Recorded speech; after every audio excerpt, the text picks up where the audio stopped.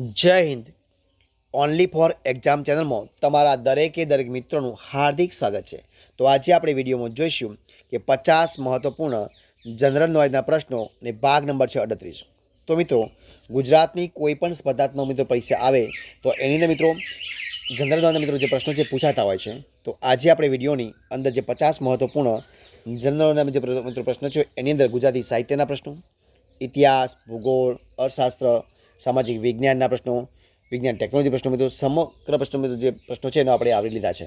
તો એ વિડીયો તમે પૂરેપૂરો જોજો કે જે ગુજરાતની મિત્રો કોઈ પણ સ્પર્ધાત્મક મિત્રો પરીક્ષા હોય, એ પોલીસ કોન્સ્ટેબલ હોય, એએસઆઈ હોય, પીએસઆઈ હોય, જુનિયર ક્લાર્ક હોય, તલાટી હોય, ટેટ 1-2 હોય, ટાટ 1-2 હોય, જીપીએસસી હોય, યુપીએસસી મિત્રો કોઈ પણ પરીક્ષા તો એમાં તમને મદદરૂપ થઈ શકશે. તો શરૂઆત કરીએ આપણે ભાગ નંબર 38. પ્રશ્ન એક તમારી સમક્ષ છે. તો શું છે પ્રશ્ન કે ભારતનું સૌથી મોટું પ્રાણી સંગ્રહાલય મિત્રો કયું છે? તો એ આવશે કમલા નહેરુ ઝૂઓલોજિકલ. કયું આવશે? Kamala Nehru zoological park, કોકરિયા, Ahmedabad. બીજો પ્રશ્ન, સંત પુનિત મહારાજની ગ્રંથ શ્રેણીનું નામ મિત્રો શું છે? તો સંત પુનિત મહારાજની ગ્રંથ શ્રેણીનું નામ છે જ્ઞાન ગંગોત્રી. શું નામ છે? જ્ઞાન ગંગોત્રી. આગળ જોઈએ આપણે કે ગુજરાતમાં 1000 બારીવાળો મહેલ ક્યાં આવેલો છે મિત્રો? તો આવશે રાજપીપળામાં. ક્યાં આવ્યો છે? રાજપીપળામાં. સ્ત્રીઓને સ્વાવલંબી બનાવવા માટે સ્થપાયેલી જ્યોતિ સંઘ સંસ્થાના પ્રણેતા કોણ હતા? તો ચારુમતીબેન યોદ્ધા. કોણ હતા? ચારુમતીબેન યોદ્ધા. પ્રશ્ન આપણે આગળ જોઈએ કે ગુજરાતના કયા અણુવિજ્ઞાનીઓએ આંતરરાષ્ટ્રીય સ્તરે નામના મેળવી હતી? તો ડૉક્ટર હોમી ભાભાએ. ગાંધીજીએ દાંડી કૂચ કયા અન્યાયી કાયદાના ભંગ કરવાના આશયથી કરી હતી? તો જવાબ શું આવશે? તો આપતી મીઠા માટે. કોણ આવશે? મીઠા માટે. પ્રશ્ન આપણે આગળ જોઈએ કે કલ્પસૂત્રનું સંપાદન કોને કર્યું હતું? તો ધનવેશ્વરીએ. કોને કર્યું? ધનેશ્વર સૂરીએ.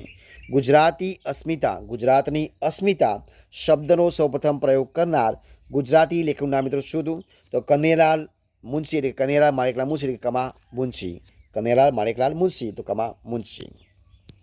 ડિઝાઇન માટેની કઈ વિશ્વ પ્રસિદ્ધ સંસ્થા ગુજરાતમાં આવેલી છે? તો આવશે national institute of design, Ahmedabad. કઈ છે? National institute of design, Ahmedabad.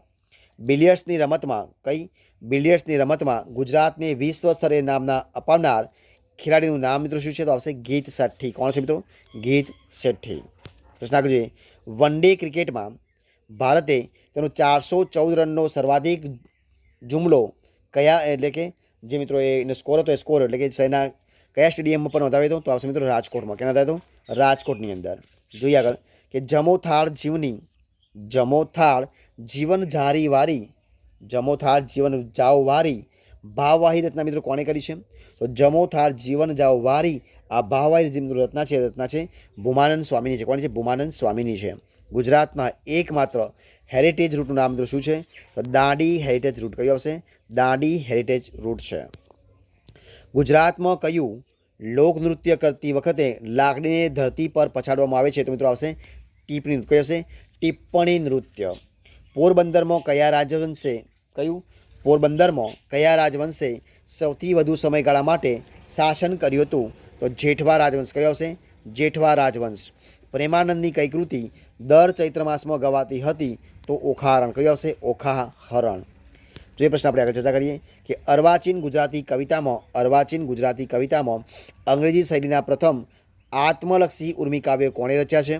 અને કાવ્ય સંગ્રહનું નામ મિત્રો શું છે? તો આવશે કવિ નરસિંહરાવ દિવેટિયા અને કુસુમ માળા આવશે. ત્યારબાદ ગુજરાતમાં કયા રાજવીએ વિનામૂલ્ય પ્રાથમિક શિક્ષણ ફરજિયાત કર્યું હતું? તો સયાજીરાવ ગાયકવાડ. કોને? સયાજીરાવ ગાયકવાડે.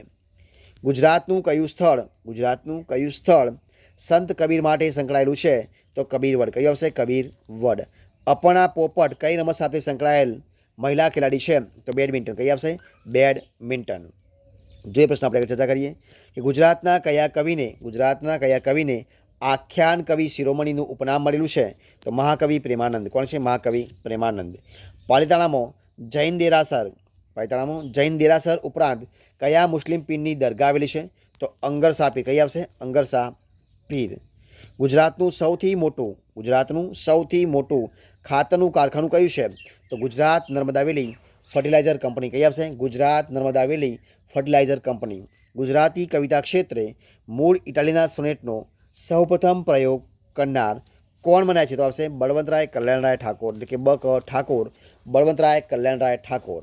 પ્રશ્ન આપણે ચર્ચા કરીએ કે ગાંધીજીએ કયા સ્વાતંત્ર્ય સેનાની મહિલાને શસ્ત્ર રાખવાની છૂટ આપી હતી? તો પૂર્ણિમાબેન પકવાસા. કોણ આવશે? પૂર્ણિમાબેન પકવાસા. સ્થાપત્ય કળા માટે શું આવશે? સ્થાપત્ય કળા માટે કયું? સ્થાપત્ય કળા માટે જાણીતી જે ચોપાનેરની જામી મસ્જિદ છે, સ્થાપત્ય કળા માટે જાણીતી ચોપાનેરની જામા મસ્જિદ છે, એ જામી મસ્જિદ મિત્રો કઈ સદીમાં બાંધવામાં આવી હતી? તો 15મી સદીમાં. કઈ સદીમાં? 15મી સદીમાં. અમદાવાદ શહેરનો ભદ્રનો કિલ્લો ક્યારે બંધાયો હતો? તો ઈસવીસન 411માં. ક્યારે? ઈસવીસન 411ની અંદર. પ્રશ્ન આપણે આગળ ચર્ચા કરીએ. ઈસવીસન 1893માં શિકાગોમાં ભરાયેલી ઐતિહાસિક વિશ્વ ધર્મ પરિષદની સલાહકાર સમિતિમાં કોની નિમણૂક કરવામાં આવી હતી? તો મણિલાલ ત્રિવેદી. કોણ હતા? મણિલાલ ત્રિવેદી. તરના ઓથે ડુંગર રે, તરના ઓથે ડુંગર રે, ડુંગર કોઈ દેખે નહીં જેવી સુંદર રચનાના રચયિતાનું નામ તો જાણશું હતું? તો કવિ ધીરો. કોણ હતા? કવિ ધીરો. આખ્યાનના પિતા તરીકે કોણ? આખ્યાનના પિતા તરીકે ઓળખાતા કવિ ભાલાણે કઈ ભાષાનો ઊંડો અભ્યાસ કર્યો હતો? તો સંસ્કૃત ભાષાનો. કઈ ભાષા આવશે? સંસ્કૃત ભાષાનો. કચ્છના રણ વિસ્તારો કઈ ભૌગોલિક પ્રક્રિયાથી બન્યા છે? તો ખંડીય છાજલી ઊંચકાવાથી. કઈ? ખંડલીય છાજલી ઊંચકાવાથી. બરોબર છે. તેવા પ્રશ્ન આપણે આગળ ચર્ચા કરીએ કે ગુજરાતનો સૌપ્રથમ પ્રિન્ટિંગ પ્રેસ કયા શહેરમાં શરૂ થયો હતો? તો સુરતમાં. કઈ જગ્યાએ? સુરતમાં. શ્રી રંગ અવધૂતનો આશ્રમ કયા આવેલો છે? તો મિત્રો નારેશ્વરમાં. ક્યાં છે? નારેશ્વરમાં આવેલો છે. પ્રશ્ન આપણે આગળ જોઈએ કે ગુજરાતની પ્રથમ ઔદ્યોગિક વસાહત ક્યાં આવેલી છે? તો રાજકોટમાં. ક્યાં છે? રાજકોટમાં આવેલી છે. ત્યારબાદ ગુજરાતી સાહિત્યમાં મણિલાલ ત્રિવેદી માટે કયો શબ્દ પ્રયોગ વપરાય છે? તો અભેદ માર્ગના પ્રવેશી. કઈ આવશે? અભેદ માર્ગના પ્રવાસી. પ્રશ્ન આપણે આગળ જોઈએ કે ન્યુક્લિયર ઇલેક્ટ્રિસિટી. કઈ આવશે? ન્યુક્લિયર ઇલેક્ટ્રિસિટી પેદા કરવામાં ગુજરાતનું સ્થાન ભારતમાં કેટલામું છે? તો દ્વિતીય, એટલે બીજા નંબરનું છે. ગુજરાતમાં ક્રાંતિકારી પ્રવૃત્તિના આદ્ય પ્રણેતા કોણ ગણવામાં આવે છે? તો મહર્ષિ અરવિંદ. કોણ આવશે? મહર્ષિ અરવિંદ. ગુજરાતના કયા સ્થળે 1200 વર્ષથી પવિત્ર અગ્નિ પ્રજ્વલિત છે? તો આવશે મિત્રો ઉદવાડા. કઈ જગ્યા આવશે? ઉદવાડાની અંદર. પ્રશ્ન જોઈએ આપણે આગળ કે દક્ષિણ ગુજરાતનો કયો બીચ અન્ય રાજ્યોના સહેલાણીઓ માટે પણ આકર્ષક બની ગયો છે? તો આવશે તિથલ. કયો આવશે? તિથલ. નળ સરોવર કયા જિલ્લામાં આવેલું છે? તો અમદાવાદમાં. ક્યાં આવ્યું છે? અમદાવાદમાં આવેલું છે. જો પ્રશ્ન આપણે આગળ જોઈએ કે એશિયાટિક લાયન દિવસ દરમિયાન આશરે કેટલા કિલો ખોરાક ખાઈ શકે છે? તો 30 કિલો. કેટલા આવશે? 30 કિલો. ગુજરાતમાં આવેલા કેન્દ્રશાસિત પ્રદેશના નામ કયા છે? તો દીવ, દમણ, દાદરા, નગર હવેલી. કયા આવશે? દીવ. તો દીવ આ રીતે લખાશે. દીવ, દમણ, દાદરા અને નગર હવેલી. ગુજરાતના કયા આદિવાસી લોકગાયિકાને પદ્મશ્રીથી સન્માનિત કરાયા હતા? કરાયેલા છે? તો દિવાળીબેન ભીલને. કોને? દિવાળીબેન ભીલ. પ્રશ્ન આપણે આગળ જોઈએ કે નળાખ્યાનની રચનામાં મુખ્ય રસ કયો છે? તો આવશે શૃંગાર રસ છે. કયો છે મિત્રો? શૃંગાર રસ. વડોદરા જિલ્લામાં આવેલું કયું તળાવ પર્યટન સ્થળ તરીકે પણ વિકાસ પામ્યું છે? તો આવશે આજવા તળાવ. કયો આવશે? આજવા તળાવ. પ્રશ્ન આપણે જોઈએ આગળ. સ્વતંત્ર ભારતના પ્રથમ લશ્કરી વડા કયા ગુજરાતી હતા? તો જનરલ રાજેન્દ્રસિંહજી. કોણ હતા મિત્રો? જનરલ રાજેન્દ્રસિંહજી. દિવાળી ઘોડા અથવા તો ખંજન પક્ષીઓ ગુજરાતના કયા મહિનામાં શિયાળો ગાળવા આવી પહોંચે છે? તો આસો માસમાં. ક્યારે? આસો માસની અંદર. જે પ્રશ્ન આપણે આગળ કે તાપી નદી પર કઈ સિંચાઈ યોજના આવેલી છે? તો આવશે કાકરાપાર. કઈ આવશે? કાકરાપાર. Jubilee of cricket. કયું? જ્યુબિલી ઓફ ક્રિકેટ નામનું પુસ્તક કયા ક્રિકેટર પર લખાયું હતું, એટલે કે લખાયેલું છે? તો આવશે મિત્રો જામ રણજીતસિંહજી. કોણ આવશે? જામ રણજીતસિંહજી. મિત્રો આ વિડીયોનો છેલ્લો પ્રશ્ન જો શું છે કે હેમચંદ્રાચાર્યના કયા ગ્રંથમાં અપભ્રંશ દુહા જોવા મળે છે? તો જોવા મળે છે મિત્રો સિદ્ધહેમ શબ્દાનુશાસન. કયું આવશે? સિદ્ધહેમ શબ્દાનુશાસન ગ્રંથની અંદર. તો મિત્રો અહીંયા આપણે જે 50 પ્રશ્નોનો વિડીયો છે એ વિડીયો સંપૂર્ણપણે આપણે અહીંયા પૂરું કરીએ છીએ. જો તમને મારો વિડીયો ગમ્યો હોય, પસંદ આવ્યો હોય, યુઝફુલ લાગ્યો હોય તો એને લાઇક કરો, કોમેન્ટ કરો, તમારા મિત્રોને વિડીયો શેર કરો અને છેલ્લે ચેનલમાં નવા હોય, ચેનલ સબસ્ક્રાઈબ ન કરી હોય તો ઓનલી ફોર એક્ઝામ ચેનલને સબસ્ક્રાઈબ કરવા માટે વિનંતી છે. મારા વિડીયોને પહેલાંથી છેલ્લા સુધી જોવા માટે તમારા દરેક મિત્રોનો હું દિલથી ખૂબ ખૂબ આભાર માનું છું. ફરી મળીશું આપણે એક નવા વિડીયો સાથે, નવા ટોપિક સાથે. ત્યાં સુધી બની રહો. જય હિન્દ, જય ભારત, જય જય ગરવી Gujarat. All the best of luck.